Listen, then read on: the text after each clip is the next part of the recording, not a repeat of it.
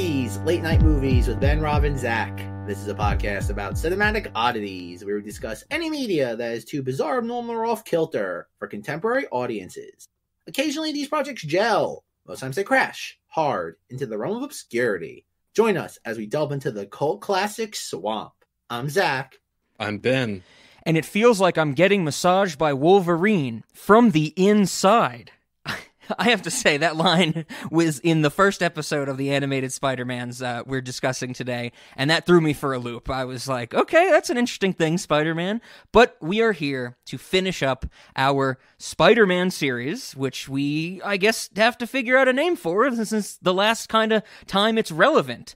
I guess there might be one other time we can figure out the name for this, and that would be over on the Cinemodities Patreon, because pretty close to the end of this month, we are going to be covering Into the Spider-Verse on our Cinemodities Patreon. So, I think, what are we down to 2 from all these weeks? We have Spider-Man's Giving, and what was yours, Ben? The Spectacular Spider-Month? Yes.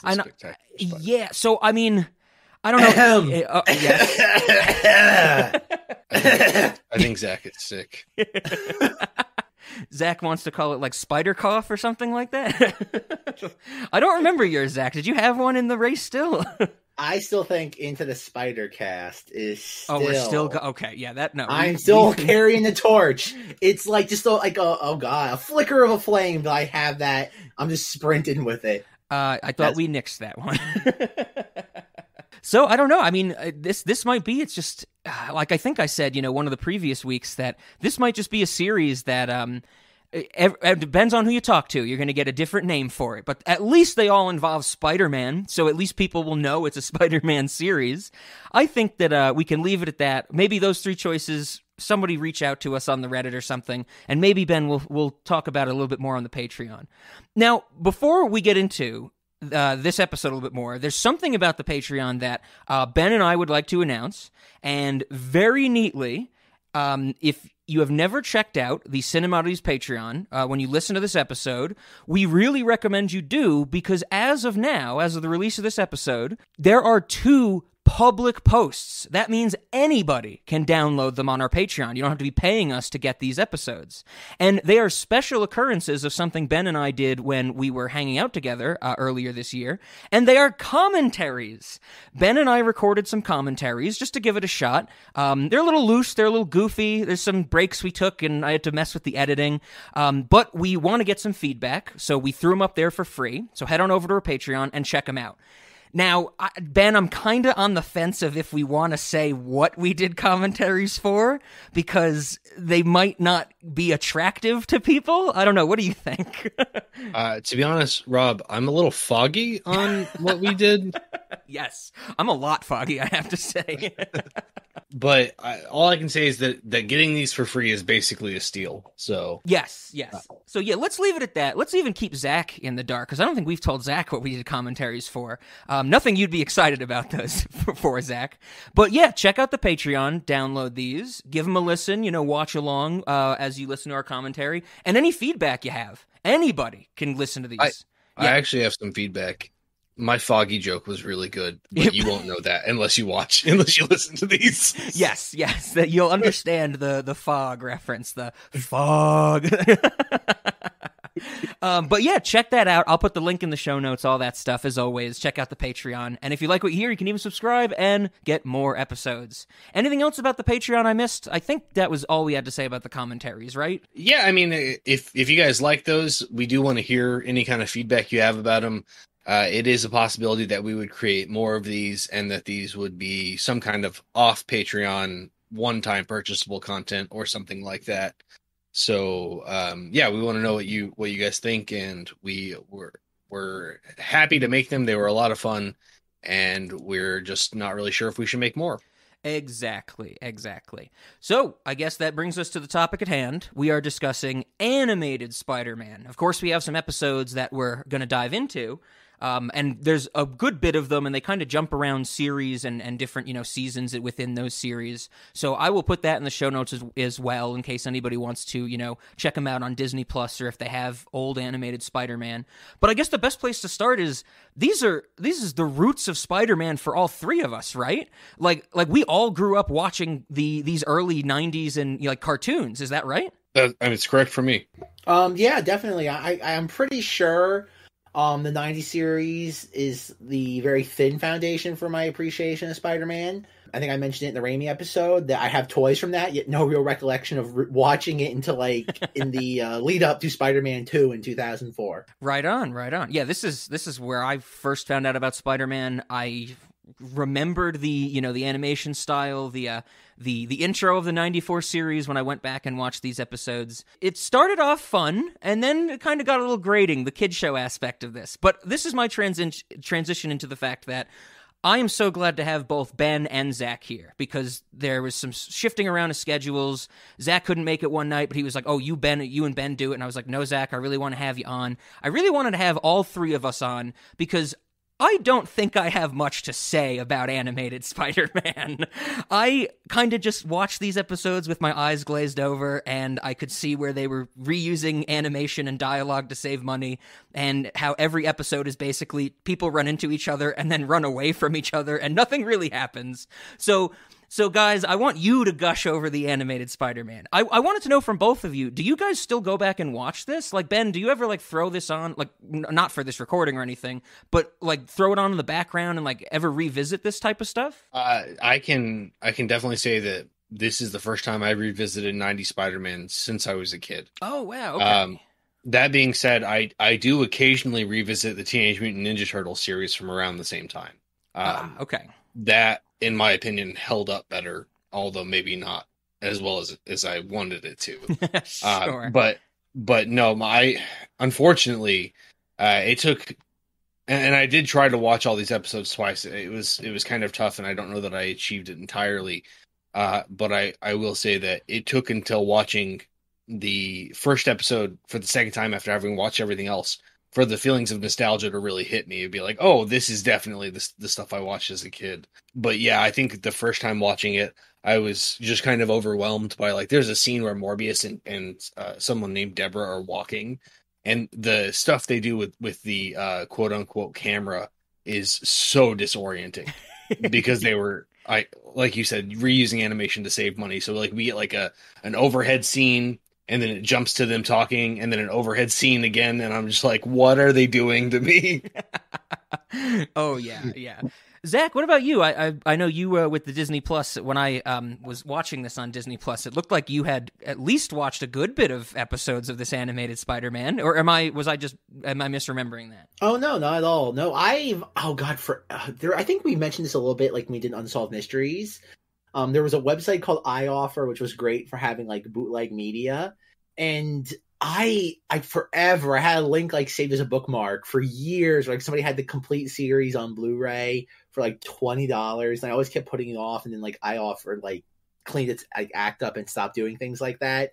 I've always loved the show. My first instance of even being introduced to it, beyond obviously as a child, having toys for it, which I have no memory for, was when Ben Affleck Daredevil came out. I remember seeing commercials for a DVD called Spider-Man versus Daredevil, and I'm like, oh, that looks cool. And I got the DVD, and I remember oh god, it was my mother used to substitute at this school that I wasn't even involved with, and occasionally that's when I was being homeschooled. So I would go there and do my own schoolwork, and I told the kids I had this DVD, and they were all just enthralled. They're like, oh my god, what happens?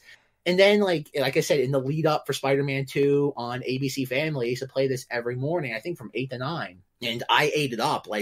The episodes were very, disjointed. They never followed through, in their story arcs. Mm-hmm. So, it was always an hour block from 8 to 9. So, you'd have 2 episodes that, it would skip ahead. It would skip back. I remember a lot of Madam Web in that, era of syndication. Then I think at one point in the late 2000s, it was on Hulu. And I tried watching it, and it was and that was back when TVs having streaming wasn't really a thing. So you'd plug an HDMI cord into your computer, And then like when like I got Disney Plus last year, like I really like watched the first season and I had so much fun. Like I ate it up after really not thinking about this show for a decade. No, so I've revisited it quite a lot, but in very specific instances, usually for one episode or another. I remember there was also another DVD they did called like the Venom Saga, where it was all the Venom episodes in like I think summer 2005 they released, and that's kind of it. Like that's like I was always enamored with this show. Like I agree with a lot of what Ben was saying, is that you can see where the seams are. Yeah. There's some very wonky things at times, just how they produced this, but you could tell they were working on a budget.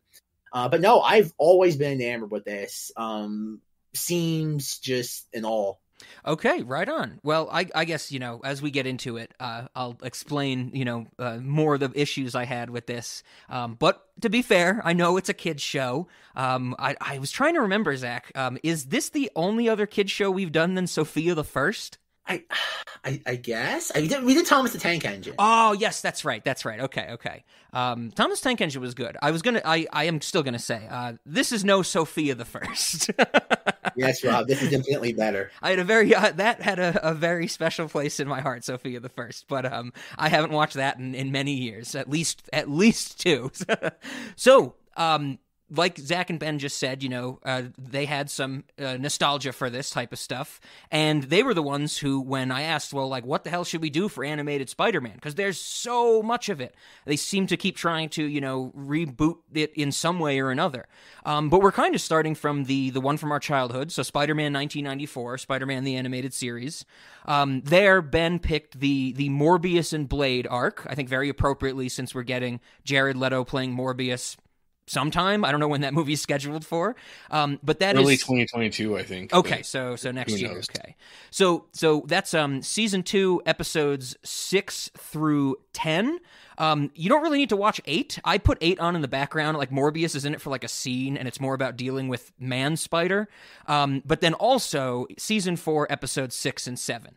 So I figured we'd start there. I was actually surprised when you said this, Ben, that you hadn't revisited this in so long, because when we were brainstorming what to talk about, you were like immediately, you remembered some arcs from these things. So did it really like stick with you that big since you were a kid? Well, I loved the Blade movies as a kid. Oh, okay. And then I think I saw the Blade Spider-Man stuff again, at least after I had seen the Blade movies. So I was like, oh, this is great. Like Blade is in Spider-Man, and I loved that. So, I mean, that stuck with me really well.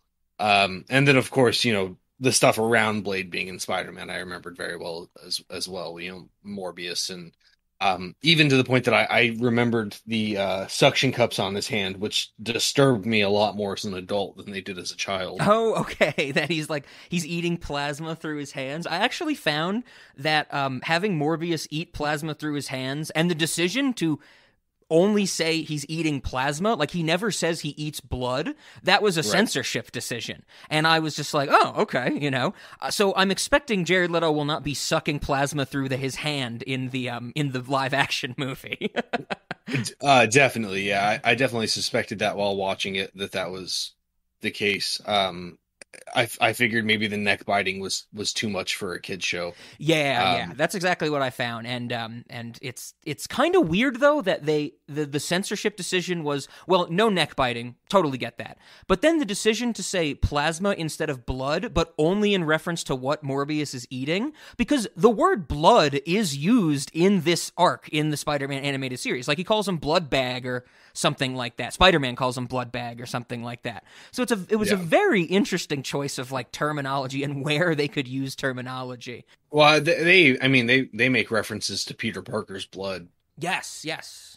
For during the neogenics, part of it where Morbius is trying to figure out, he like sees Parker's blood and he's like, oh, this could give someone superpowers. I have to beat him. Yes.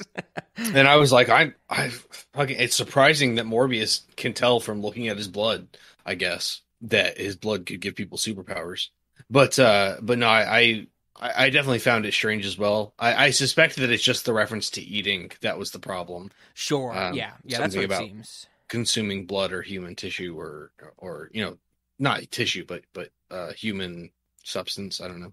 Yes.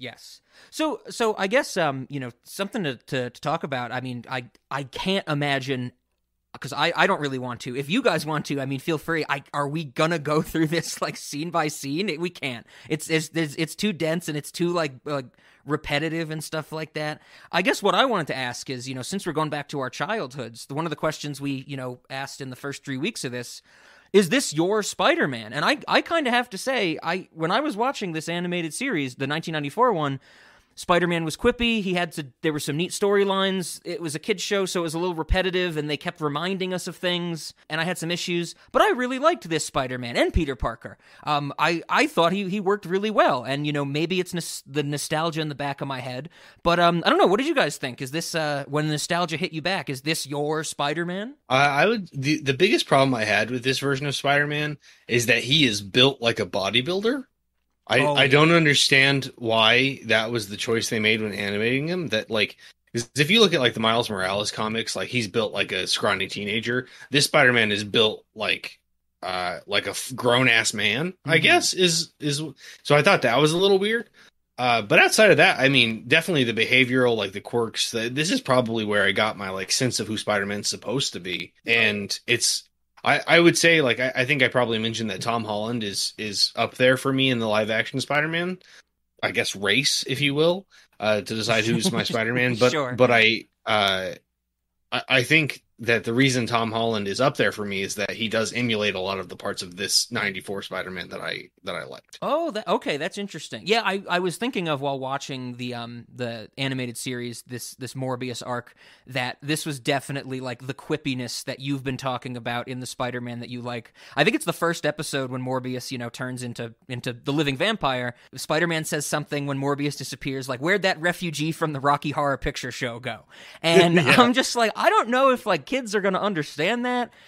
There's also, at one point, J. Jonah Jameson says, Morbius looks like an extra from an Anne Rice novel. And I'm like, what child would know that Anne Rice wrote Interview with the Vampire? But I liked it. I thought it was quippy. There's some lines I have written down also. This whole show was really quippy. When everybody's against Spider-Man. They think Spider-Man's bad in this arc for, whatever reason. And when Spider-Man shows up, someone says, hey, Spider-Man, can I get an autograph? If you get the chair, it'll be worth a fortune. And I'm just that's a little dark for a kid's show, but I appreciate it, Zach, what do you think? Is this your Spider-Man, I guess? No, I agree. The Peter Parker has that build of a bodybuilder, but I think that has to do with one of the reasons why this show existed. And from what I can tell, this is another Avi Arad project. Oh, yeah. Because I found a quote from him saying, I only want this show because I want to sell toys. Oh, man. When we switched between the two animated series we're talking about, I have a great Avi Arad research thing that I found. Well, yeah, and that's the reason why. Because, it's funny. I still have, I have no memory of getting this, but, a 1990 series not Peter Parker, Spider-Man toy. And he has that physique. And I think that's what this is. I think it was the toys came first, and you designed the TV show characters around the merchandise. Yes. That's why I think, and I think that's why all these characters, both the villains especially, are so pulpy looking, because they are supposed to be colorful and make you want to say, okay, I see this character, let me go buy the toy for it now. Oh, yeah. Something that we've talked about, I'm sure it came up at least once in this series, but I know, Zach, we've mentioned it before, the concept of making things toyetic. When the Punisher shows up in this arc and he has his, he's battle van, escape tactic, go. I'm just that is a commercial for the Punisher in a van that shoots guns out of its roof. I was we just watched a commercial for a toy. Definitely. Battle van, escape tactic, go. Oh, but yeah, I love that van, though, I have to say. I would have bought that toy if I was a kid, probably.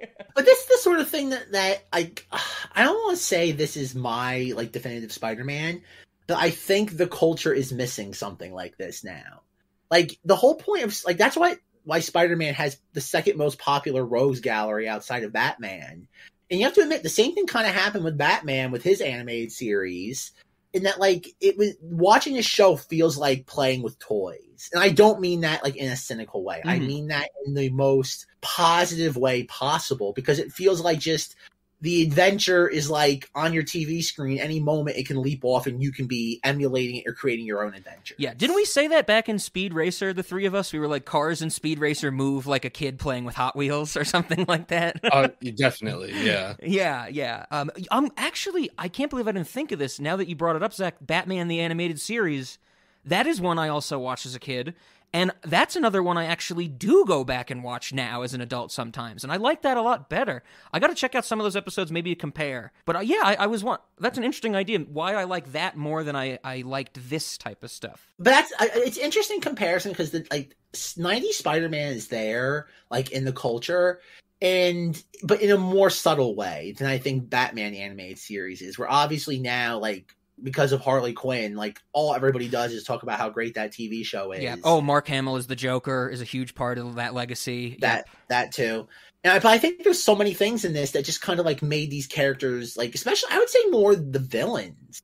Like, I don't think you get the explosion of Venom as a popular character to like the levels that like they're still reaping to this day without this series. I think they nailed Venom, and to a lesser extent Carnage, because we didn't talk about those episodes. I'm sorry, we didn't view them. But I think Venom, there's a reason why that character is still so popular is because this 90s series. Because Venom has never really been done. And maybe, I'm not sure how familiar you are with Venom's portrayal in this series, Rob, but probably Ben is. Venom is done pretty accurately in this series, right, Ben? Yeah, definitely. I mean, there's the whole arc with symbiote Spidey in this series that's really good, and then we have the thing with the church bell, like getting the symbiote off of Spidey. And I could be getting the details wrong because I'm remembering all this from when I watched it as a kid. But I loved symbiote Spidey in this series, and then of course the resulting Venom character as well. Plus, even I think there's because again, much like what happened with Morbius and Blade. The Venom, the symbiote saga is like split up into two or three different like little mini arcs, Mm-hmm. and I know in one of the latter ones, like you have Venom and Carnage doing something, and Iron Man and War Machine are there, and you get like Tony Stark. And it was the idea that like these characters were kind of just like would show up for the week and they would disappear. And I think that is another one of those things where this laid the groundwork for being like, oh, wouldn't it be fun if this was just one big universe and the characters just kind of came and went. Yeah. There was no rhyme or reason as to when they could show up. The episodes before the ones we watched actually involved the X-Men. Yeah, that's what exactly. when I saw that previously on from of season 2, episode 6, and he's like Spider-Man goes to Doctor or Professor X, and I'm just like, oh wow, okay, so they got everybody. And then as I watched these episodes, these 6 episodes or something, I was like, man, they're cramming in so many characters, probably for the toyeticness of it, like we've been saying, but it was still really cool to see this stuff, like. When the Punisher showed up, I was just like, huh, that's neat. I haven't seen an animated Punisher, maybe ever in my life. At least from what I remember as a kid, the animation from the X-Men crossover is actually very similar to the animation in the X-Men TV show that was on around the same time. Okay. So I don't know. I never did look into it, but I always assumed that it was actually a crossover event and not just the introduction of characters that otherwise didn't have their own TV show. But again, I could be wrong about that. No, I mean, I would totally believe that because, if they got these two shows running, concurrently or whatever, they do a crossover and all the people who have only watched X-Men, they go, who's this? Let me buy those toys. And all the people that only watch Spider-Man go, who's the X-Men? Let's buy those toys. Right. Yeah, the X-Men TV series was running, I think it started in 1992 is what I'm seeing. Okay, so yeah, that's earlier than this. Yep. Okay, I'm glad we mentioned the year because, like we said, this is the 1994 series. This is a true like just New York fact relating to New York that I absolutely love. Of course, they're getting ready for this show. They're preparing to give the episodes for the first season to Fox Kids, that type of stuff. One of the animation teams was based in California, and it was one of the animation teams that was tasked with working on backgrounds for New York City. And so one of the things that they started to do was put together the New York City skyline and many places back in the early 90s. When you looked at the New York City skyline, you would see, Zach, our favorite from Gremlins 2, the Pan Am building. And It turns out that Californians did not know that the Pan Am building had changed to the MetLife building, and so they had to scrap, like, months' work of animation, and they just never used it in the show. I thought that was hilarious. Like, imagine giving backgrounds to somebody, and they're like, hey, here's the Pan Am building, and Fox Kids is like, that does not exist anymore. It's the MetLife building now. I found that wildly interesting. That's like the stuff that kept me going through this series. It's pretty interesting. That is pretty interesting. The lack of research done there. Yeah. But yeah, I mean, the other thing I was thinking of, if this would have been, in 1993, they were animating, and early 93 is when the signage in the Pan Am building gets removed. And it's also pre-internet, and so, but yeah, you're right. Like, nobody picked up a phone or anything. So I guess just a quick Morbius story arc breakdown. Like Ben said, Morbius finds Peter Parker's blood, thinks it's crazy. He tries to shoot it with a laser. Bat drinks the blood, gets shot with the laser, bites Morbius, turns to a living vampire. Living vampire wants to eat plasma. Spider-Man doesn't like it. Nobody really likes it. By some convoluted turn of events, everybody thinks Spider-Man is the problem and not Morbius. So the Punisher has to come after Spider-Man. Spider-Man turns into Man-Spider. That gets resolved. Blade shows up to take out Morbius.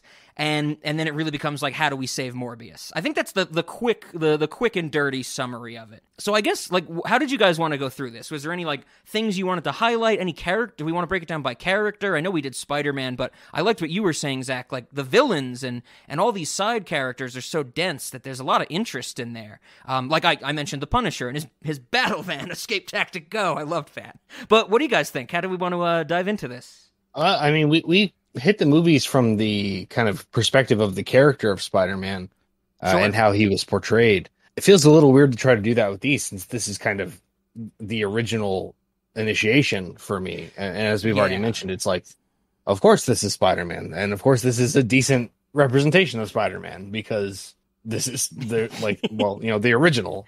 Yeah, I'm totally with you. So I don't know. What do you think, Zach?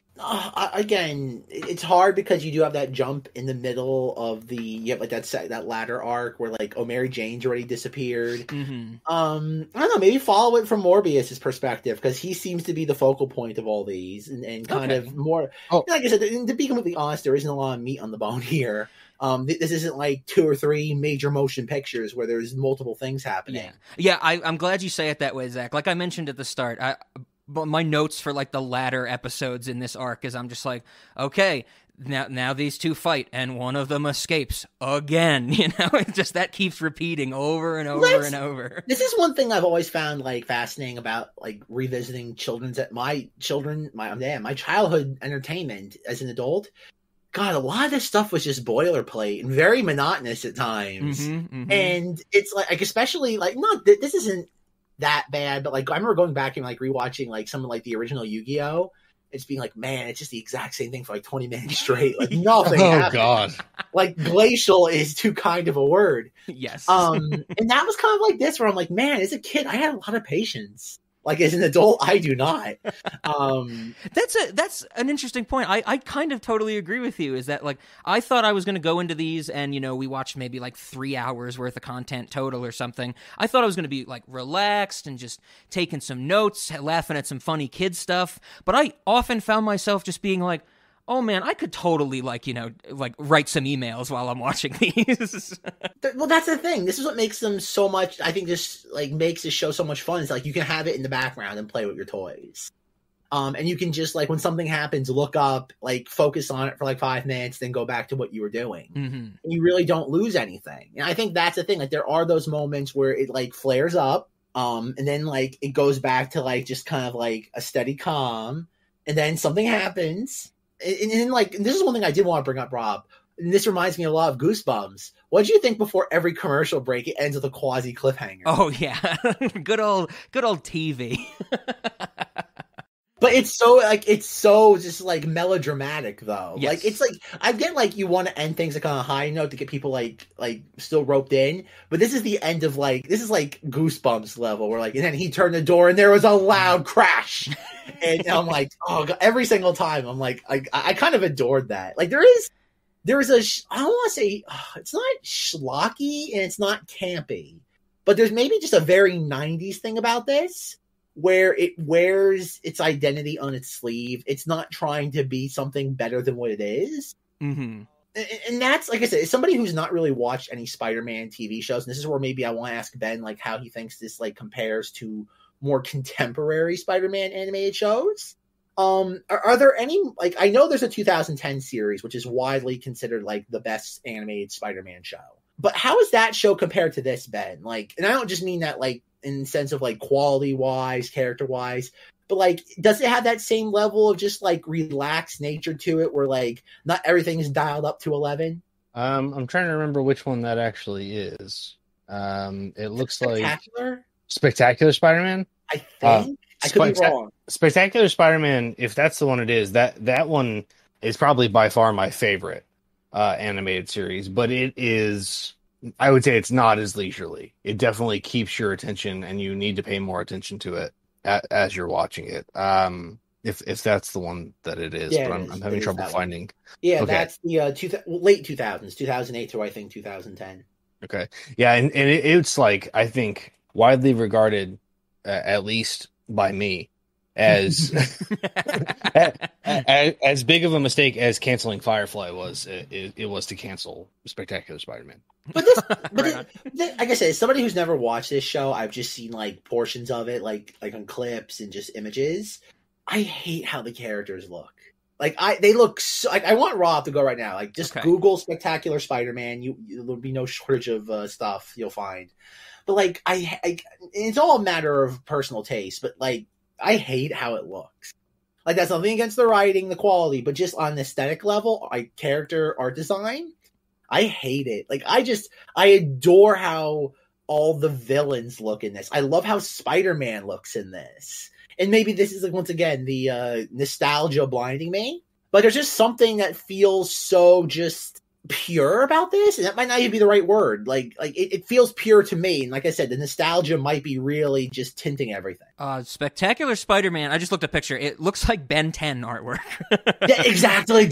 Thank you. The size of the pupils and the eyes and the build of them. Yeah, absolutely. I wouldn't. I would have to look up if they're even by the same people, but it looks just like Ben 10. And I'll definitely give it to you. I mean, it took me a while to get over the animation style. Not that I dislike it. It's just very different than what I had been used to with Spider-Man. But animation style disregarded, it is a fantastic show. No, I've heard. No, it's why it's considered the best Spider-Man. And in my research for this, the Spider-Man animated series, aka the 90s one, is considered like second place, and the 2008-2010 series is considered the best. So you're not alone. It's not exclusive to you. So going back, I like what you said, Zach. Talking about Morbius in this stuff, in this arc, but that's who it really focuses on. Morbius was not somebody I really remembered. I think I mentioned this earlier in this series. Morbius was not really somebody I remembered until I saw that trailer for the Jared Leto movie, and I was like, oh yeah, that's one of those Spider-Man villains that I totally forgot about.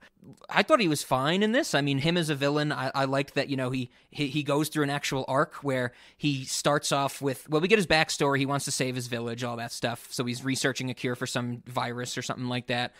Turns into Morbius, doesn't want to be Morbius. Morbius, the vampire, takes him over. Turns into a vampire, I should say. His name is Michael Morbius. Turns into the vampire, doesn't like it. Then he starts to love it, wants to make everybody vampires. And then he kind of fails, so he flies off into the distance. He flies off into some cave, and that season 2 arc ends with Morbius flying off and hanging upside down, falling asleep. And his last line is, "Bye, Felicia," which I thought was pretty interesting. And I was like, wow, they beat Friday to the punch. Yes. Sleep. Goodbye, Felicia.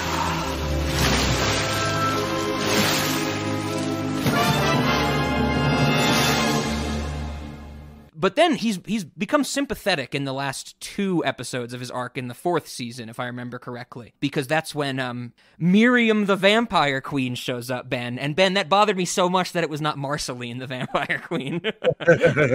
But then they never really save him. Is that right? They don't save Morbius? Yes, they don't. They go off to fight Miriam. So he becomes like a good guy at the end of the day. Do you guys know about the Jared Leto movie? Is he going to be like an anti-hero? Are they playing that like Venom? Like he's going to be a cause for good, I guess? Do you know? The only thing I really know about it is that it doesn't look very good. I saw the trailers in theaters before something. I don't remember what, and I was just like, "Oh no, Jared Leto again!" And it looks very unappealing to me. Same. I mean, it just doesn't look commanding. Like it doesn't look like it's going to grab your attention and hold on to it. So I don't know. I would imagine it's them trying to ride the line of the anti-hero shtick. Sure. After the success, again, Venom made too much money for them to just sit on their hands. And from my understanding, again, of the Sony Marvel deal, is that the Tom Holland movies do not add to the contractual obligation of like making a movie that is within the Spider-Man like rights deal. So they have to keep making like something like this. It's Roger Corman fan four stick again, where It's like it's just money there to keep the license. I don't know. Like after watching this, like 2 arcs of the TV series, I am a little bit excited for this. I don't want to say excited. I'm not as opposed to it as I was before. Okay, because I think there is potential.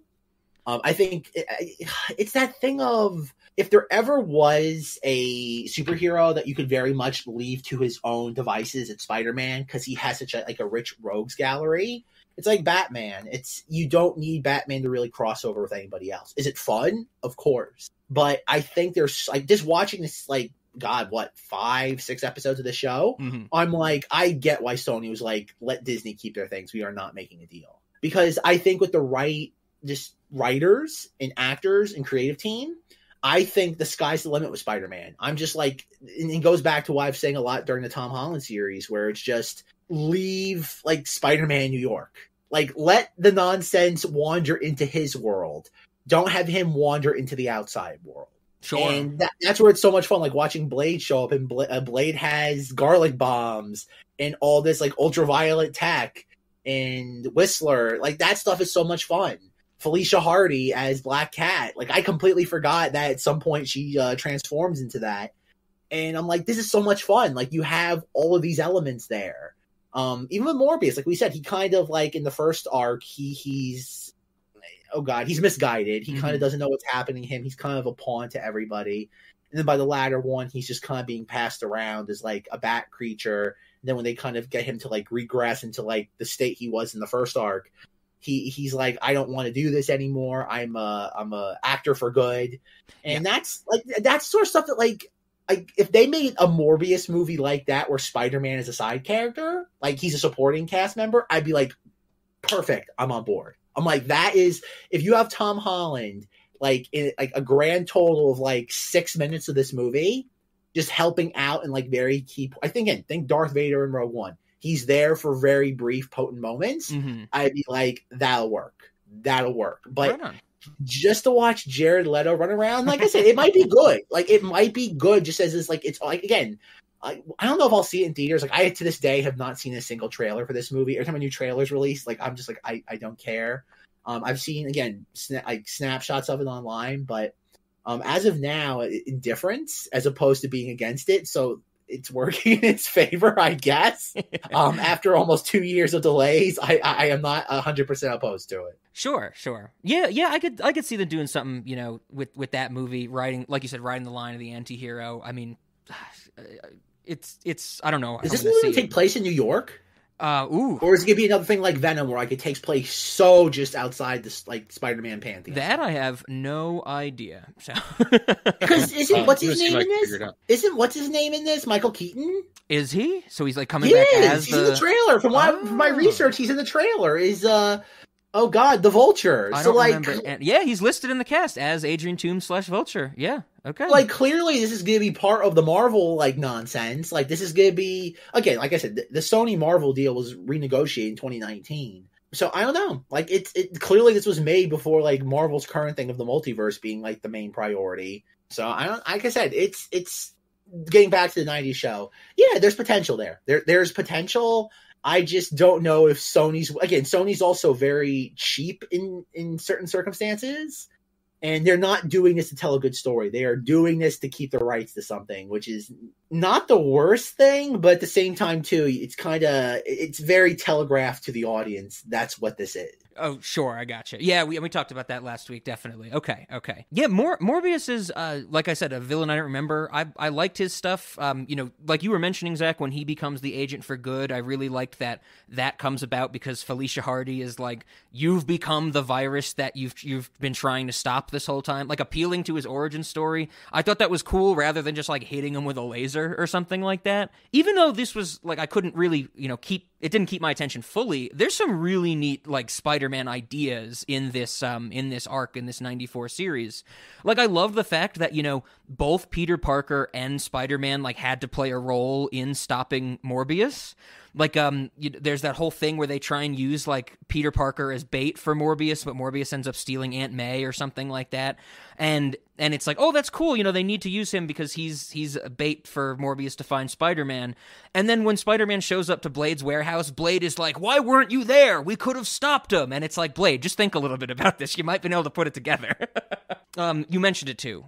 Garlic bombs. Spider-Man infuses his webbing with garlic at a certain point. That was totally cool. I was so on board with that stuff. And that's some of the stuff I remember loving from this early series. Yeah. Is like Spider-Man making modifications to his gear to deal with the threat at hand. Yeah, that is so cool. Yes. And that's the thing that I feel like we were saying with the main Spider-Man movies, is that we never really get to see him show off his intelligence. And of course, we don't get to see him doing like a whole science experiment or anything in this series, but he's working at this lab with Dr. Connors. He's doing like blood tests. He's revamping his equipment. It was actually like using some intelligence, to adapt to a situation. And that was so cool to see. We do get, you can't forget, we do get to see him yank on some cords in the main movies. Yes, you gotta unplug it and plug it back in again. No, don't forget this, Rob. Oh man. Yeah, but I like Morbius, and he becomes a thing for good. I was looking around, just to like his arc in this is when season 4 episode 7 ends, and Morbius and Blade and everybody's gotten together and they're fighting to stop Miriam, the Vampire Queen, from turning everybody into vampires, which is exactly what Morbius wanted to do 2 seasons prior, which I'm sure all the children forgot because they were watching it, over years or whatever. But I was just like, oh, they're doing the same thing again. They end up going off. Blade, Morbius, and Black Cat, they all leave and they go fight Miriam. Morbius and Blade only appear once more in the whole series in season 5, episode 10, but it's just a quick cameo and it shows them fighting vampires. So we don't really get to know what else happens with them. This is really the contained arc. You may remember when we talked about the Andrew Garfield movies that I said there was a distinct Spider-Man feel to that story, and it is that the lizard guy wanted to turn everybody into lizards. Oh, that's so Spider-Man. Yes. And Spider-Man's whole thing is that he deals with threats up to the size of New York, and that's pretty much it. That's what he does. Yeah. And I think so where he's dealing with a threat that is the size of New York, that's like prime Spider-Man stuff. Yeah. Oh, absolutely. Yeah, that's a good point. The whole we're going to release this beam or this toxin to affect everybody in the city type of thing. Absolutely. So I also wanted to mention or bring up Blade because I think the Punisher's fun. He's got cool tech. That was neat. Blade is pretty interesting to see. I don't think we ever talked about it, Ben. I've never seen any of the Blade movies. I don't think I also knew that you liked them. Have you rewatched any of them recently? I did rewatch the second one at some point, and the CGI in it is appalling. Okay. Is the second one the Guillermo del Toro one? Do you know? It's the one with the okay. Reapers or whatever the hell they call them. First one is Stephen Norrington. Second one is Guillermo. Okay. Third one is I don't think is a real person. Okay. Third one's the one with Ryan Reynolds, right? And Jessica Biel. Oh God. I don't know if we'll be getting to those anytime soon. But no, I liked that. There was some really weird and like cheap animation for Blade. Like they just like, you know, put him at, like he's very still on his motorcycle type of thing. It was pretty funny to watch. Like, you know, it's they're not compositing, whatever that's called, but there's this one moment where they're trying to figure out like, oh, we're gonna hit Morbius with one of these neogenic lasers or something, and Whistler like pulls out this whole apparatus, and it's this pretty big thing that they have to end up putting in a van. But when it comes out, Spider-Man says something to Blade like, hey, Smiley, try putting that on your motorcycle. And it just cuts to like Blade's face in full frame, and he just like growls. He's like, "Rrr." And I'm like, what the hell? What did I just watch? Hey, Smiley, I'd like to see you fit that on your bike. There was some stuff like that was just like so weirdly cropped, and the voice acting was like edited strangely, and it gave me a good laughs here and there. Even from like the editing and the voice acting from Spider-Man, I think it's in that first or second episode when, I don't know, what does he have? Spider-Man has like cholera or something in this arc, I think. He keeps having stomach pains, and there's like a certain point where I think he's fighting Morbius or something, and he says like, good thing he doesn't have my spider agility. Oh no, the pain! And he like there's no pause between the two lines of dialogue. You're strong. Good thing you don't have my spider agility. The pain. Not now. So some of that I was just like, I'm like, yeah, I mean, you know, if you got to squeeze as much time out of the show to get more commercials for toys, I guess that's what you got to do. But I mean, so Blade, you know, you saying you like the movies, Ben, and then you liked this stuff as well. Are you excited for the Mahershala Ali Blade, the one that's probably coming out in like 50,000 years from now? I can't say that I'm aware of it. I know they've announced it. Ben, are you excited for this thing? I'm not even aware it existed until this moment. but yeah, Mahershala Ali is going to play Blade, and what, Zach, you were telling me that he has a voice cameo at the end of Eternals, I think. Oh God, yeah. It's the clunkiest thing ever. You have, oh God, what's his name? Kit Harington, the actor? Maybe. I don't know. Okay, I think that's his name. Game of Thrones man. There's a lot of them. And he's like about to touch, like, from what is alluded to be the Ebony Blade. And then it's like, there's a voice off screen who's like, hey, that might be mine, and like snap cut to black. And it's like, what? It's like, what? And then like the internet has to tell you like, oh, that was Mahershala Ali. Like he filmed, like he didn't film it. He like recorded his voice like on his phone and sent it to Marvel. Sent a Facebook voice message over to Kevin Feige. Pretty much. And that's the thing, because yeah. So I wouldn't be surprised, because like I'm not sure, but I didn't know about this until today, that apparently Stephen Norrington filmed footage of him as Morbius to include in the original Blade movie as a potential for like where the sequels could go, but when he chose not to return for Blade 2, that was just kind of scrapped. Oh. So no, Morbius has been kind of floating around in the ether as like as a potential like major character for a while now. Okay, yeah, because that's something when I watched this arc, and I was like, oh, Blade and Morbius makes sense. I went back and I looked into it, and I saw that it wasn't in the Blade movies, and I was like, oh, okay. So I'm assuming, you know, that's something that might happen one day, but who knows? Like you were saying with the rights and stuff. I think it's there. It's that like other rumor that's going around now that, spoiler alert, you're getting Charlie Cox in Spider-Man No Way Home. And it's the idea like, oh, apparently Marvel wants to keep Vincent D'Onofrio as Kingpin. Okay. So it's like, I think everything's just on the table at this point. It's the idea that like, okay, like Jared Leto is a recognizable name. Like he can act when he wants to, and he's not just like doing it for his own reasons. It's like, why not? Like, that's the thing. I think it's the thing that comes down to like Guardians of the Galaxy Eternals. Like, we're going to roll the dice. And if audiences like it, it'll be incorporated. Tom Hardy and Venom. If it's not, it will most likely try to just fade into like a background role. Sure. All this stuff coming out, I'm not looking forward to it all, but it'll all keep happening, I guess. I do have to say though, Vincent D'Onofrio is Kingpin. I love me some Vincent D'Onofrio. He's the best thing about that Daredevil show, I have to say. So I do want to. I've looked up a little bit of the new Blade stuff, and I have to say Wesley Snipes is Blade. I don't need a new one. Sure. That being said, I mean, I'm beginning to entirely understand the Stockholm Syndrome thing Zach's talking about. I'll probably watch this. Yup. But no, it's the whole time I'm gonna be like, "You're not Wesley Snipes." Like I'm just gonna be yelling at the screen. Not like, my blade. Get on Twitter, Ben. Hashtag not my blade. Hashtag not Wesley Snipes. Hashtag who do you think you are? How do we let's start this. Let's do something better than hashtag not my blade, Ben. What if we did like hashtag dull blade or something like, or hashtag like dagger instead of blade or something like that? What if we go like really long, like not the sharpest blade in the drawer? The whole tweet is the hashtags, like that long. Yeah, I don't know. We should figure out something clever. That's what we do, right? Mush words together until we're happy with them. Yeah, I don't need another blade. I was happy with Wesley Snipes. Fair. I guess just some other I guess we had to. It's inevitable, Zach. Zach, we had to do it. Voice acting. Oh God, it's atrocious. There's some rough voice acting in here, but J. Jonah Jameson is voiced by Ed Asner, which is crazy to me. Ed Asner, who's still alive the last time I checked, which is... No, he's dead. Did he die? Yes. The last time I checked was not recently, so I was hoping he was just still kicking. I checked like... No, Ed Asner is dead. That's a bummer. I'm sorry, Rob. My condolences. You had to learn this in real time on a recording. Damn. There's one episode of... There's a Christmas episode of The X-Files that he's in. He's really good in that.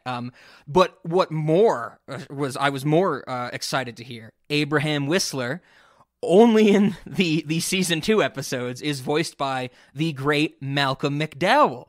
And his voice is so unique that, as soon as I heard him, I'm like, that's Malcolm McDowell. That's so cool. But this is interesting, Zach. This is actually now the second time in Cinemodities that we've discussed something where Malcolm McDowell is a vampire hunter. Do you remember the other thing that he is a vampire hunter in? The Time Machine? When did we ever discuss the Time Machine? What's we talking about Malcolm McDowell in? What has he done? He's he's done everything. He's the vampire hunter in Suck from our Suck and Blow episode. Oh God, I don't even remember. Oh God, we talked about that. I remember talking about Johnny Depp in a wig. Like his wig was like the best part of that movie. So we've discussed the 2 and only 2 times Malcolm McDowell has played a vampire hunter.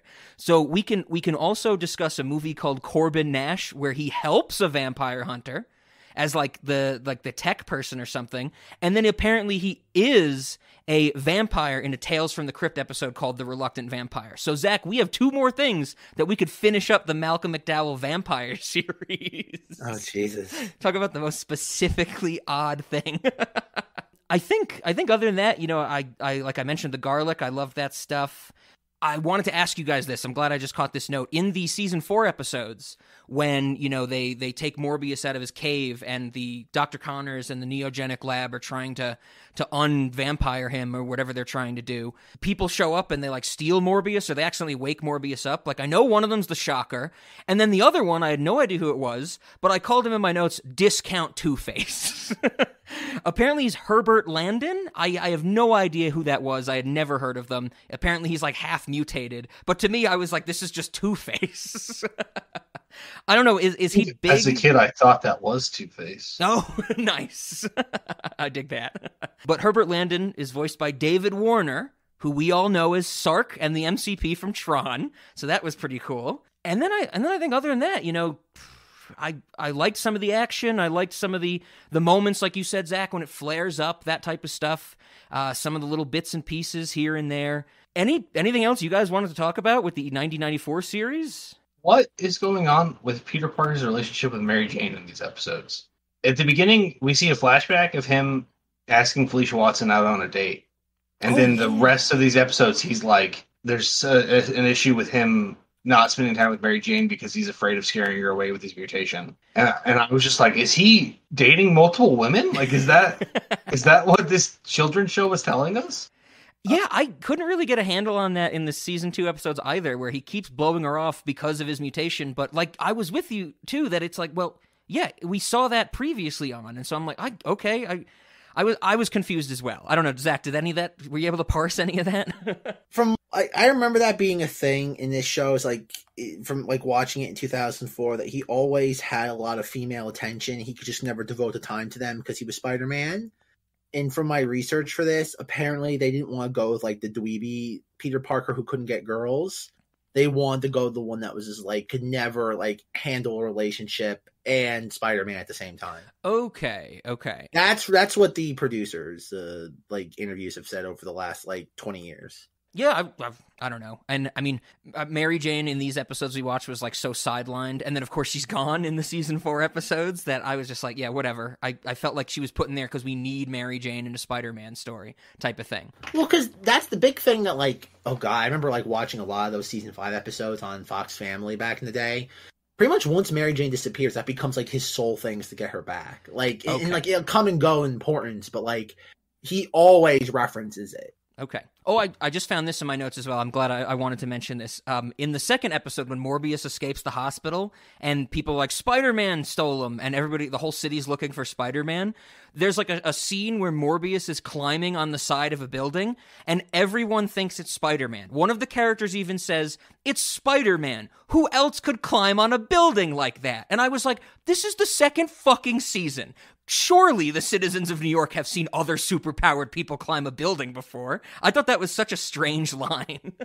He thought that was strange mostly because he was not high enough up that you could not see he was wearing a black trench coat and no mask. Yeah. I was just like, there is no way in hell if I'm on the ground, I'm gonna be like, that's Spider-Man. I'm like, that's some crazy fucker. Like that's somebody who is probably not superpowered, because why would I assume he is? And he's just up on a building, and that's dumb. But yeah, where's the people going like, don't jump, like life is worth living? Like, why are they immediately like Spider? Could you imagine if like someone was like ready to commit suicide by jumping off of a New York skyscraper and everybody was like, Spider-Man, we love you? Wouldn't make me happy. Yeah, I mean, I think there was a lot more "fuck you, Spider-Man" vibes than there were "Spider-Man, we love you." Sure, yeah, but I mean, Yeah, either way, just like I'm not Spider-Man. This is why I'm killing myself. People never know who I am. Yeah, I'm literally killing myself because somebody at work called me Spider-Man. Oh, jeez. Anything else from the 1994 series? I mean, I don't know. I think we've touched on all the important stuff. It was nostalgic, and I mentioned earlier it took a little while for me to get into that nostalgia mindset. Yeah. But once I did, like it came back. It came flooding back. It was just like it took a while for that to happen. But yeah, I mean, I despite the problems I had with it, like bad voice acting, bad transitions, from one statement to the next, etc. On my second watch through, I enjoyed it more, and I was like, this is Spider-Man. So I don't know. Right. I mean, despite the fact that maybe it doesn't hold up as much as I would have liked it to, it's still not terrible. Solid. I guess, Zach, if there's nothing else, as a transition point between the 1994 animated series and then the second one we're talking about, which I believe is Spider-Man Unlimited, I would like to discuss, because we started this series, 4 weeks ago, 5 weeks ago, whatever it was, talking about Avi Arad. We got to end it with talking about Avi Arad. So there is a sentence on the Wikipedia page for Spider-Man 1994 that says the series was canceled after its initial order of 65 episodes, 4 seasons, or 5 seasons, I think, because of an argument Avi Arad got into with the head of Fox Kids, Margaret Loesch. And I was like, I gotta look into this because we need some Avi Arad being the villain tale here. Some type of statement regarding this seems to be widely reported. Like, this is why the show got canceled, is that these two got into an argument and Margaret Loesch was like, I don't want to deal with you, we're canceling your show, that type of thing. The IMDb trivia fact about this goes even harder and says that Margaret Loesch absolutely hated Avi Arad and wanted him out of the business, so she canceled the show when their initial episode order ended. I can find no real corroboration for this, and I spent way too much time going down like early 2000s message boards with a bunch of links to articles that are now dead, and I couldn't even find them in like the Wayback Machine and stuff like this. Some people seem to really believe in it. There's some people are saying that, the argument could have been about, Avi Arad micromanaging all the aspects of the show. Specifically, like we were saying earlier, everything had to be a toy. And apparently Avi Arad would say to the writers, John Semper, I believe his name is, the showrunner of this, he would be like, oh, we want to do an arc with, say, Ghost Rider, just for an example. And Avi Arad would go, no, I want to give him his own show. And so we can't use him here yet. He's going to get his own show. And Avi Arad was trying to say oh, you can and cannot use these things, and when you can use them, you can only use them in certain capacity to make sure that, we don't ruin their spin-off or something like that. And I could totally see this being the case. Another thing I found is that some people also think that this series got canceled because Saban wanted the animated show rights back, which kind of makes some sense because Saban runs Spider-Man Unlimited, which is the series that follows this. I don't know, Zach, what do you think? Did you read anything about Avi Arad and Margaret Loesch at all? No, Avi Arad always being a stick in the mud. Yes. No, the thing that's weird about Spider-Man Unlimited was I first discovered this show, I want to say like in 2014. And I kind of became like enamored with it because like I thought it was just so different. This was right in the time like Amazing Spider-Man 2 came out. The Marvel thing was really like kicking into like full gear. So like it was like, oh God, like I think I just try to do something slightly different, which this especially does. Mm-hmm. I was like, yeah, this is neat. Like this is a lot of fun. But then like this show like didn't have any of the other trademarks of like Avi Arad projects, and that like it wasn't merchandised at all. Yeah. Even like Peter Parker Spider-Man's outfit in this, like there's no toys of it, there was practically no merchandise for it, and I just wonder why they, from what I can tell from season 5 of the 90s series, everybody involved with that show was burnt out. Like I know there was like apparently season 5 was very arduous to get made on pretty much every level, and I think everybody, like every creative involved with that was just tired. And I think that's the reason why. Is that like I think if they were going to do a season 6, it was going to be basically a whole new creative team. Okay. And I think it'd be very. I think, and this is my own conjecture, I think it would have been very difficult to hire a whole new creative team to work on a season 6 of somebody else's like doing. Oh, sure. Yeah, that's like what happens when Netflix buys shows and they replace most of the people, and it's just a totally different thing, Zach, you said that. What were you saying about when you came across this? Something about the Marvel Cinematic Universe spinning up? Did I mishear you? Well, yeah, it was 2014. It's when like that was really like kicking into like.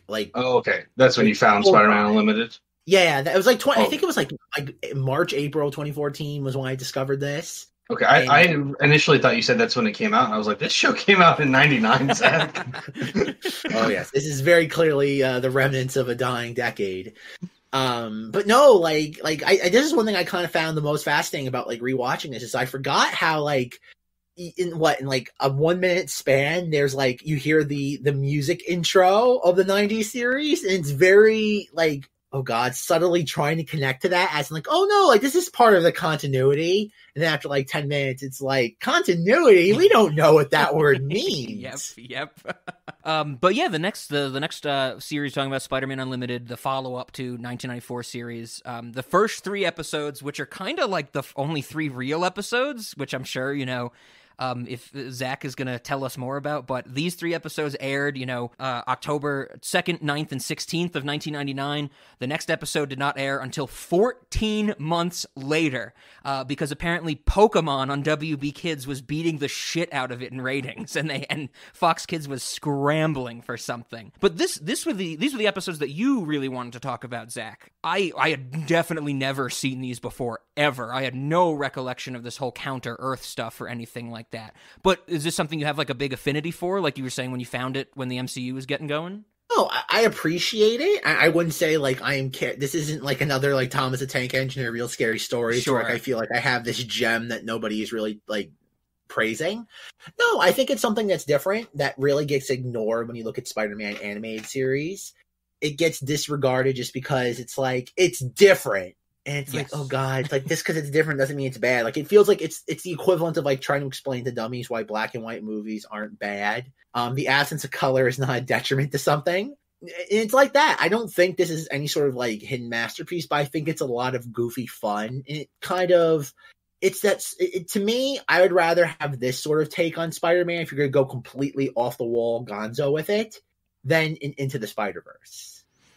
Into the Spider-Verse is playing into culturally safe territory, where back in the 90s, this was just like, oh God, like what's popular? Animal people, that's popular. We had Animorphs from a few years ago. The kids loved that. It's like, oh, it's the idea of just weird. It's weird, and it feels very alienating at times just because the animation style is very clunky and cheap. but it feels like certain things. Like I love the Green Goblin character in Unlimited. I kind of adore him. And I know there's different like versions of like Spider-Man lore where Green Goblin isn't a villain, but like that's the sort of stuff. But like no, you have Venom and Carnage in Unlimited. They're 100% just Venom and Carnage and everything else. Yep, they're just drawn a little differently. But no, I love the Spider-Man suit in this. I absolutely love it, and it's one of those costumes. I think in the 2018 game, it's unlockable. Oh, okay. I could be wrong, or no, maybe. No, maybe not. I don't think. No, maybe it's one It's either a 2000 Spider-Man game or a 2018 Spider-Man game. Definitely a game. Yeah. There's a game where that's unlockable. But yeah, it's just one of these things where, considering that like that first episode tries to tie it into the 90s continuity, and that this is the immediate follow-up, I think it's worth discussing. Because after this, the next animated series is what? The MTV one, right, Ben? Sounds right. That's matches my recollection, but I haven't looked into the actual timeline or anything. Yeah. So, no, it's interesting that this is really the last animated Spider-Man we got before the 2002 movie. Yes, definitely. I'm glad you mentioned the animal people, Zach, because when I started watching this, like I said, I'd never seen it before. He gets to Counter-Earth, and, you know, there's all these people, and I'm like, Spider-Man just went to BoJack Horseman world, basically. And I was just like, that's interesting. I totally forgot about Animorphs as well. I have to say, I did not love these 3 episodes of Spider-Man Unlimited. I found them a little more difficult to watch. Maybe it was because I was burnt out after the 94 series.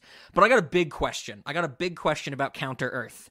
In the 3rd episode, when Spider-Man and Green Goblin are fighting, and then the robo things come out to stop them, the robots say masked vigilantes are prohibited by the 5 boroughs and upper parts of Staten Island.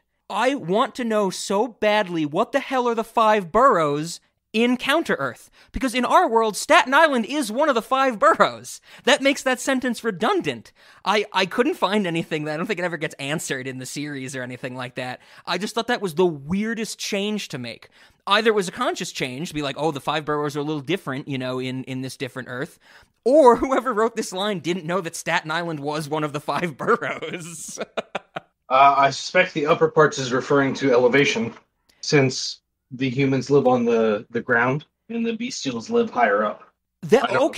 Interesting. I understand what you're saying, but it's still a little weird. I feel like that's kind of saying it's like, you know, be like, this activity is illegal in, you know, in like Denver and 500 feet above Denver. It seems almost redundant, you know? Well, I mean, it is, but it also isn't, because they are very different communities. That's true. I didn't think about that. I guess if we want to give them the benefit of the doubt, that's got to be what it is. But so then is masked vigilantism okay in the lower parts of Staten Island?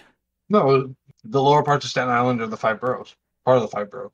Yeah, but so then are the upper parts of the other 4 boroughs masked vigilantism is allowed? Yeah, definitely.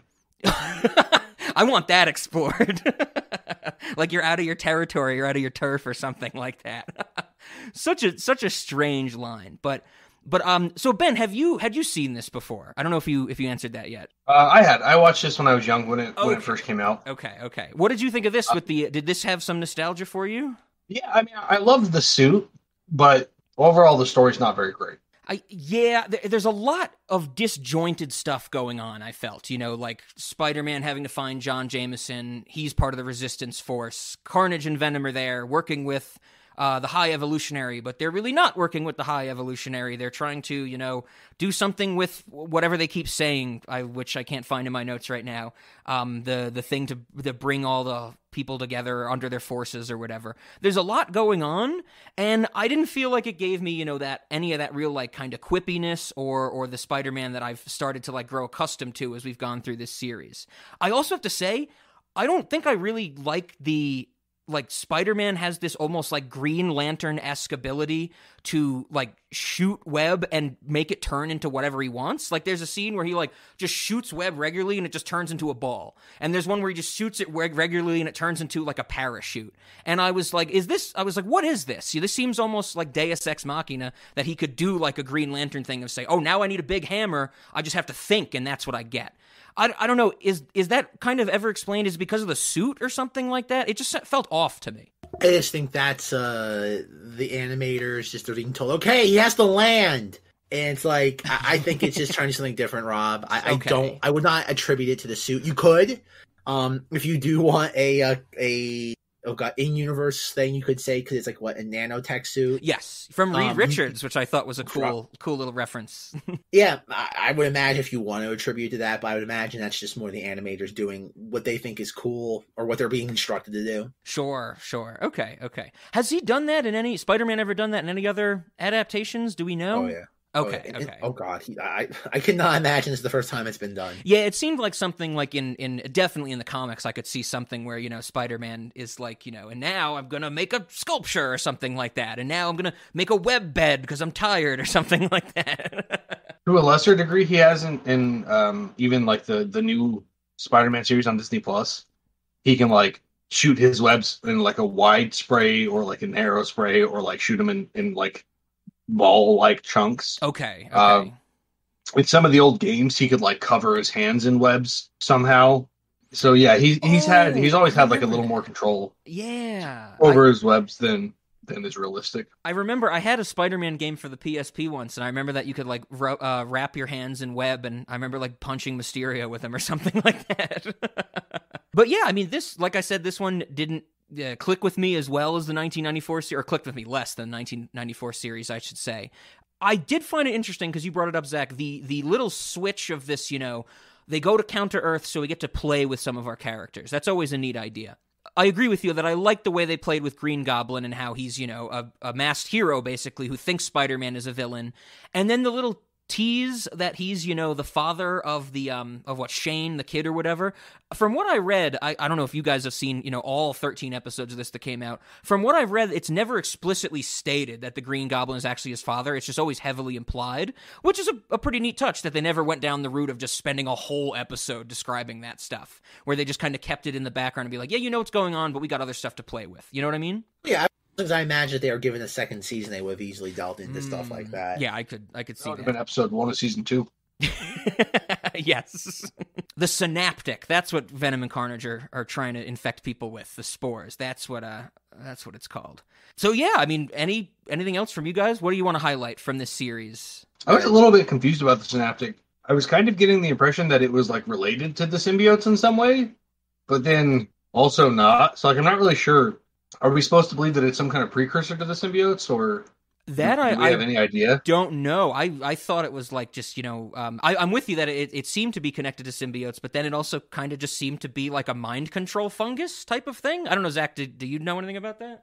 I literally no idea. Okay. It's just a plot device. It's just something for Carnage and Venom to be doing. Sure. And then I also did they know that the synaptic was on Counter-Earth? Because, they leave from our regular Earth on the John Jameson spaceship. So I'm sure they had some knowledge that it was there. So maybe that's how it's connected to the symbiotes. It can talk to them or something. I don't know. I'm grasping at straws. In some continuities, the symbiotes kind of have like a hive mind. Sure. So I was suspicious that the synaptic was part of that hive mind, and that's how they knew about it.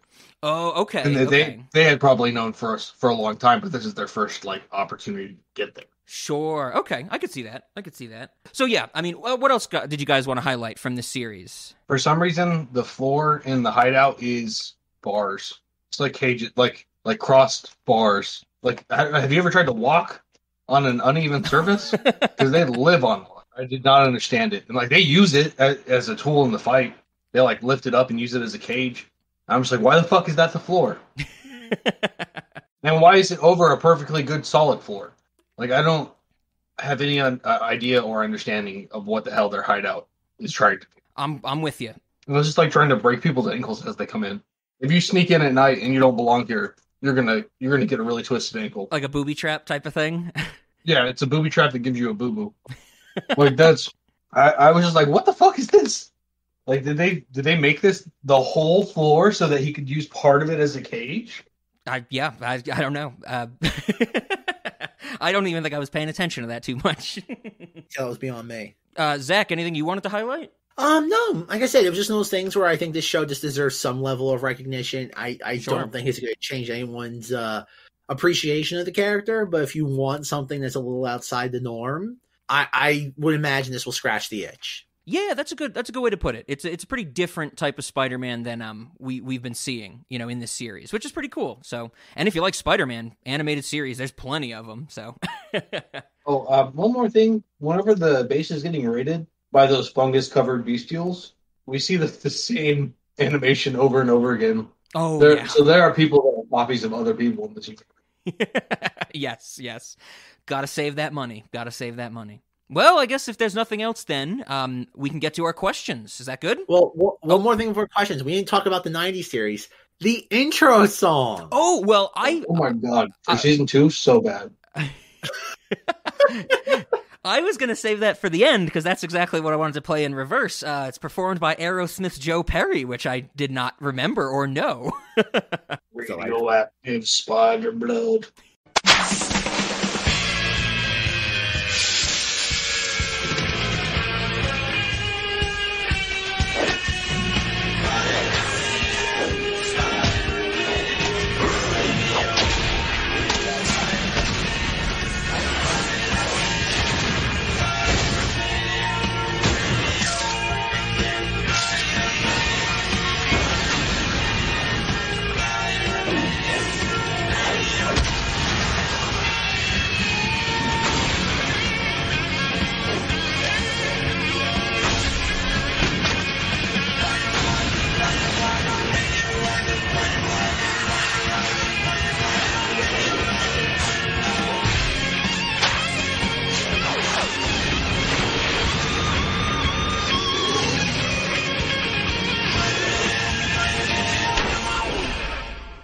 I love that song so much. Like every single time I'm on Disney Plus, where it's just like, "Do you want to skip this?" I'm like, "This is it should just like ban you if you touch that button." Oh, it's so delightful. Zach's like, "This is a banger." It is jamming out to the intro. Oh god, as a kid, I used to love that. Like the reverberation on my voice, spider blood, radioactive spider blood. And I'm like, yes. I thought it was so terrible. Oh, it's Stockholm Syndrome, Ben. I can't wait like 6 years from now when we get Blade. And I'm just like, Ben, this sucks. And you're like, yeah, I know, but I watched it. The tables will turn, Ben. Give it time. All right. Well, I'll have the turntables. Yeah. Oh boy. We don't need that meme in our lives.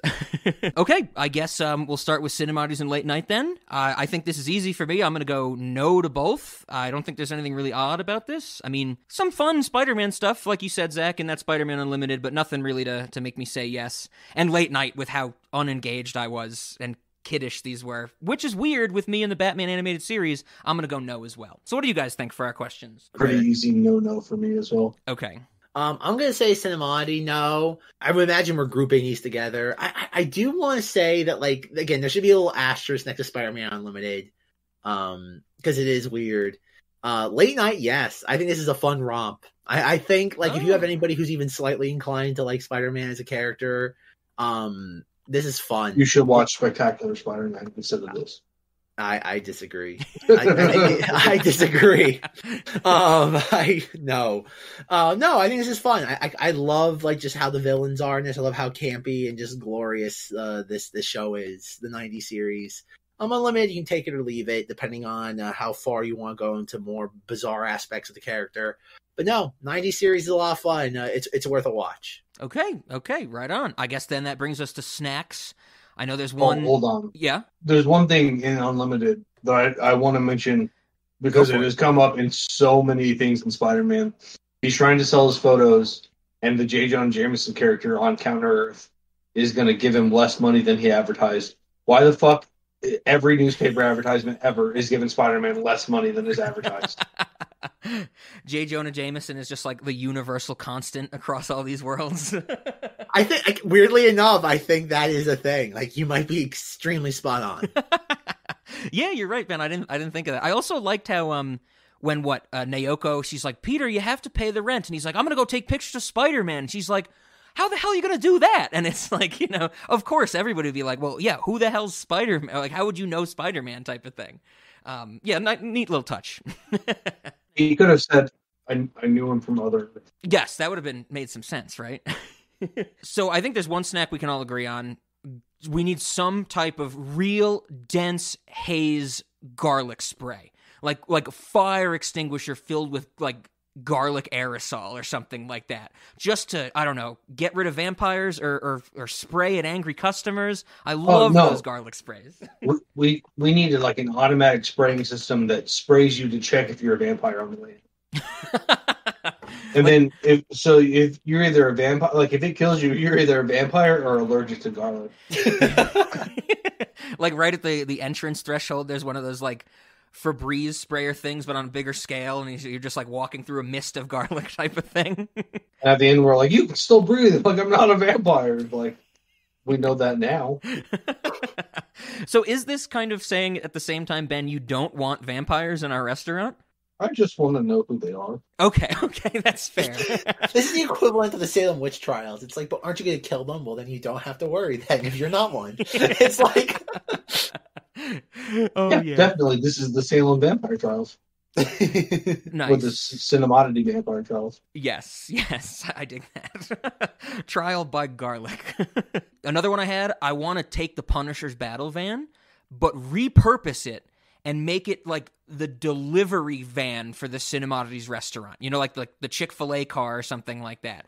And when it gets to the place where it has to deliver the food, it shoots the delivery at the customer's location out of its sunroof. What do you think? Are you going to use this inside the building, or is this for like takeout or something? This would be like for actual delivery. So we would like in other places in New York, we would drive. Like this would be outside the restaurant.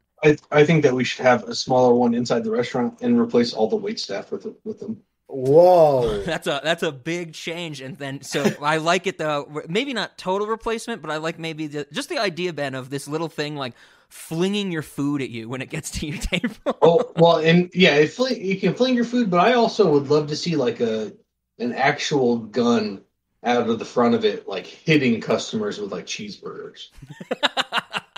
like a burger cannon instead of a t-shirt cannon or something like that. Right. Yeah. Nice. And if you order fries, it's like we make jokes about it being a potato gun.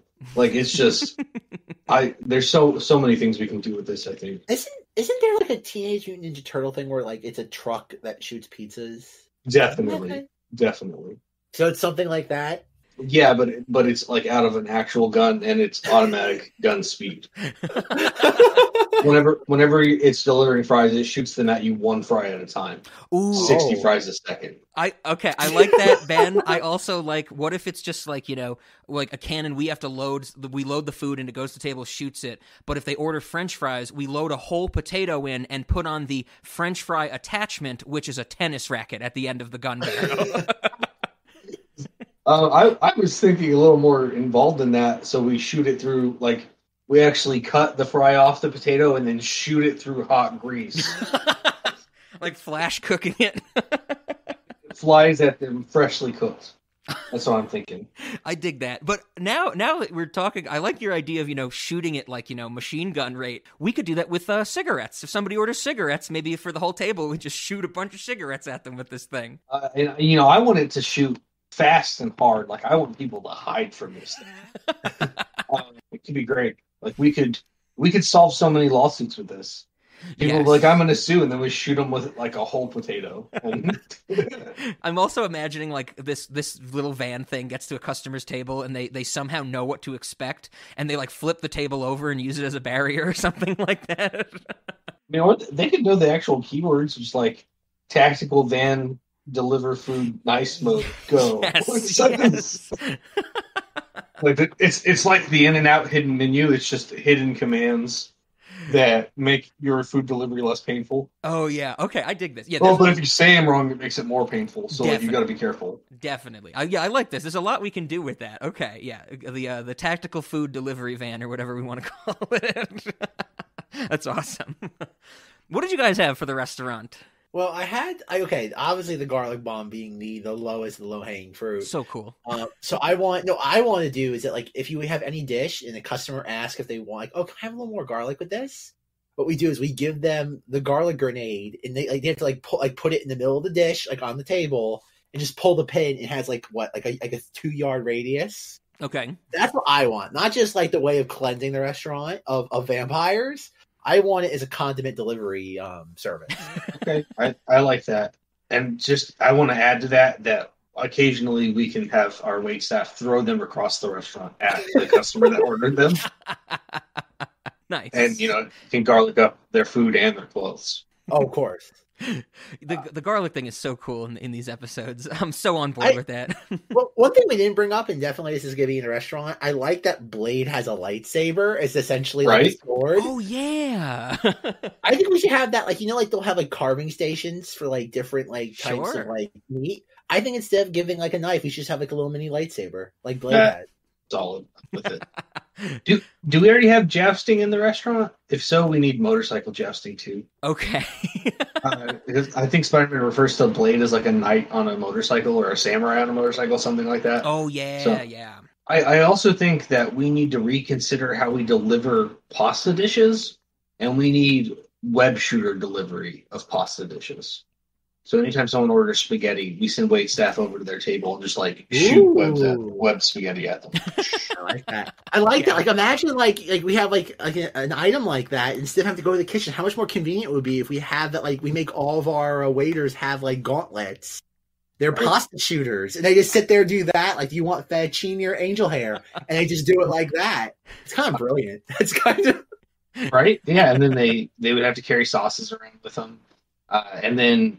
Well, we don't care about actual inspections. I was going to say we should probably give them some kind of heating element to keep the sauces at a certain temperature, but it's never going to matter since we have the typewriter that makes us pass inspections. Yes, of course. The word processor of the gods.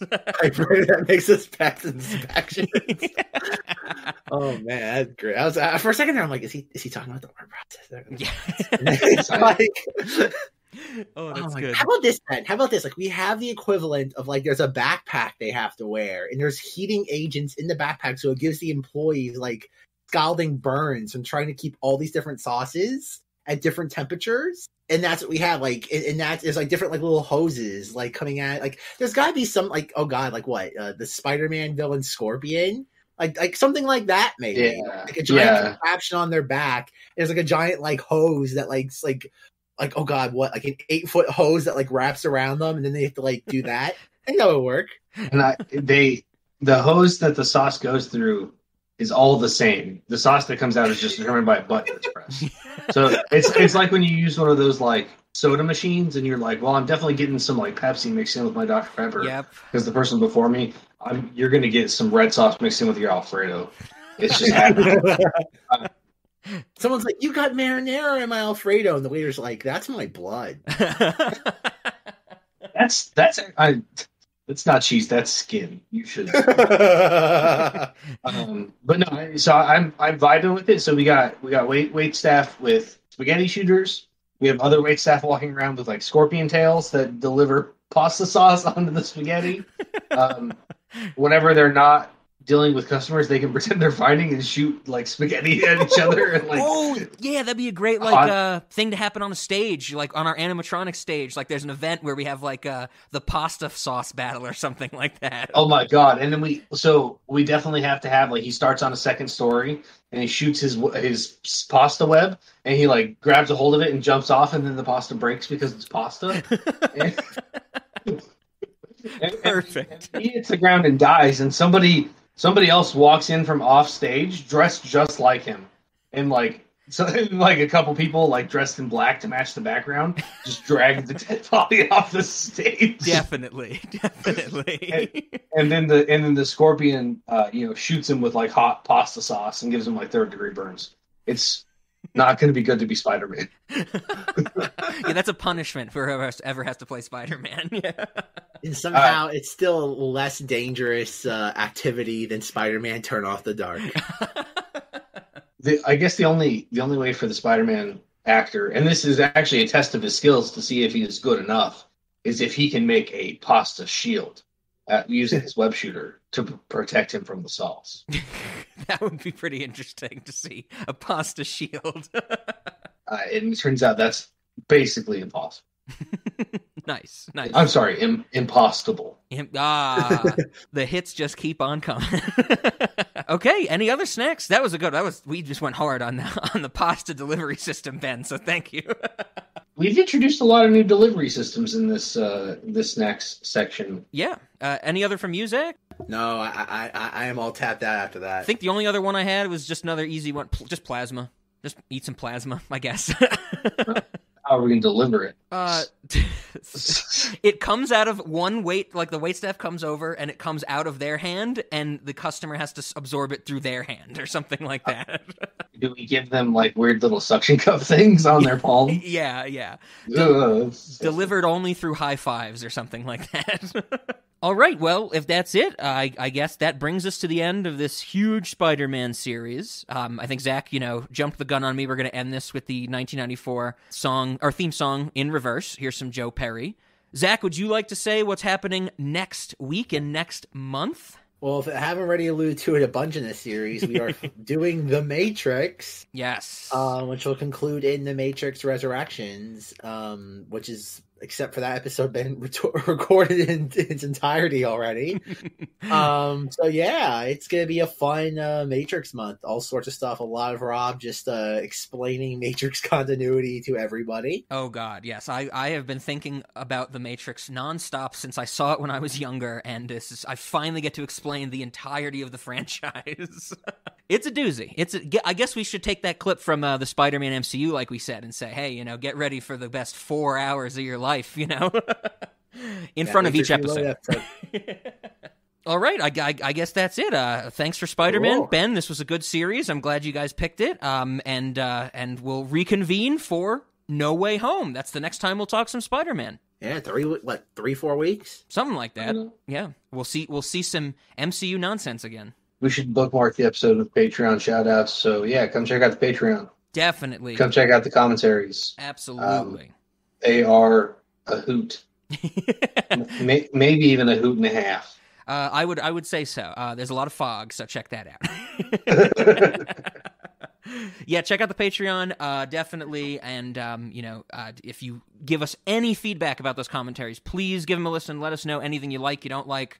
Something that, Ben and I, and Zach, Zach and I did the Elves commentary way back when. We like doing that stuff. So if we can start doing it more, it'd be pretty fun. So yeah, right on. I guess that's it for Spider-Man. I'm ready. I'm all spidered out. Spectacular Spider Month has reached its end. Yes. Happy Spider-Man's giving to all. Okay. Sorry, Zach hasn't jumped in yet. I thought he was going to say, I thought you were going to say, Zach, so long to the Spider-Cast. Out of the Spider-Cast into the Cinemati's restaurant. There we go.